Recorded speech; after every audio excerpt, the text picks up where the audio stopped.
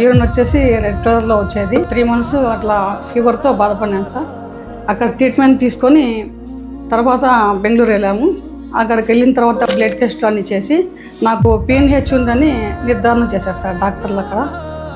తర్వాత 2-3 డాక్టర్ను అనుకుంటే ఇక్కడికి విజయవాడ వెళ్ళండి, డాక్టర్ అమర్నాథ్ గారు సార్ ఉన్నారు, అక్కడ టెస్ట్ చేస్తారు, ఇక్కడ బోన్ మ్యారో ట్రాన్స్ప్లాంటేషన్ చేయాలని చెప్పేసి ఇక్కడికి పంపించడం జరిగింది.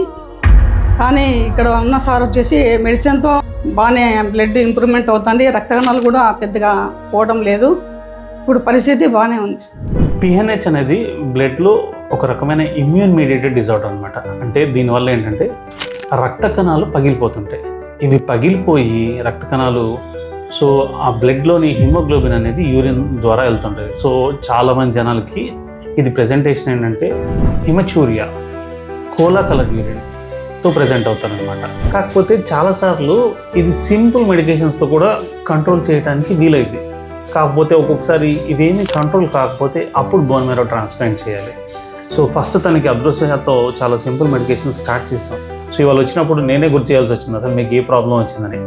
సో ఈ 1 year జర్నీలో తను చాలా డిటోరియేటెడ్ స్టేట్ నుంచి సో ఇప్పుడు ఆల్మోస్ట్ తన బ్లడ్ కౌంట్స్ అన్నీ నార్మల్లోకి వచ్చాయి అనమాట. మనం చేసిన గుడ్ థింగ్ ఏంటంటే ఒక ట్రయల్ ఇవ్వటం చాలా ఇంపార్టెంట్ ట్రాన్స్ప్లాంట్కి వెళ్ళే ముందు.